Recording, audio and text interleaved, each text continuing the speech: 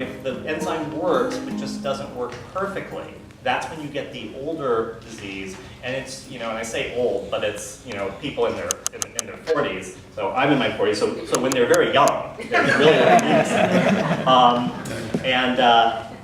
And so 40s, 50s, 60s onward is when you can start to see development.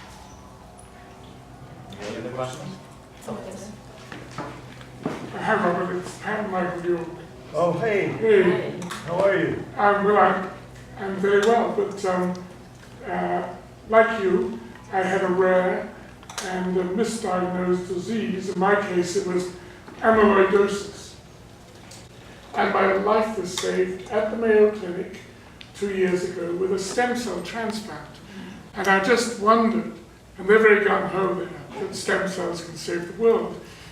Are they viable for what Robert has and what you're researching? At this point, the most valuable use for stem cells is really in making models of these conditions. So essentially we can study these conditions in a dish, and that way we can do more things than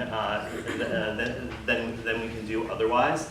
At this point, there isn't a treatment option available using stem cells for something like this. That's always a theoretical possibility because, again, the idea there is maybe you would have cells that could bring the enzyme back. Because if the enzyme is missing or isn't working, and you have a cell that does have the enzyme that you could put back and could repopulate, that would be a great idea.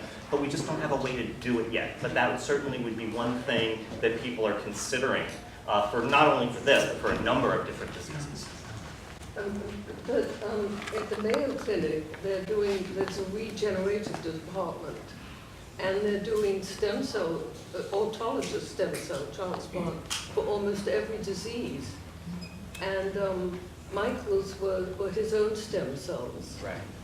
And when Bush had, stopped allowing embryonic stem cells, I understand, the doctors and scientists, because of that, worked on using one's own stem cells, which in a way is much better than using an embryonic stem cell. And I wondered, we both wondered if that would help Robert. A stem cell is basically any cell that has the capability to turn into other types of cells. But the reason that embryonic stem cells are the ones that are often talked about is because they can turn into absolutely any cells. The other types of stem cells that we're talking about, in most cases, can only turn into very finite numbers or types of cells. So not always, particularly for neurological diseases, it becomes very hard to get cells that will turn into neuronal cells. Now, we might not need neuronal cells in this particular case because we might be able to affect the liver. We might be able to, probably the liver would probably be the place to do it. But it's certainly something possible. I don't know anyone that's actually trying that right now for this condition, but certainly it's something to think about somewhere down the road. Dr. Fogel? Yes. You had gotten me to the clinical trial in Baylor and Dallas. Can you explain that a little bit, what they're using there, the oil? Oh, yeah. I mean, that goes back to the question the gentleman over here asked, really, about the idea of circumventing the mechanism of using the glycogen.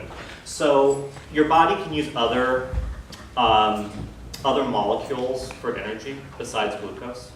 And so one of the things they can use are these molecules called ketones. So when people are starving, they start to break down other molecules in the body, and some of these form these things called ketones. So there's a clinical trial that actually just completed at Baylor University, where they're giving an oil which essentially induces a state in the body that's similar to the body thinks it's starving.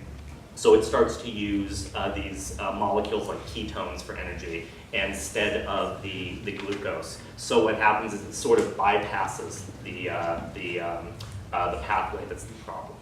And so we're hoping to get some data from that pretty soon, and we'll see if it's helpful. Okay. Any more questions? Yes. Good. I know that your sister has an ailment also, and is this related? I mean, Patty, what you have, is it connected to what Patty has? The thinking is most likely not.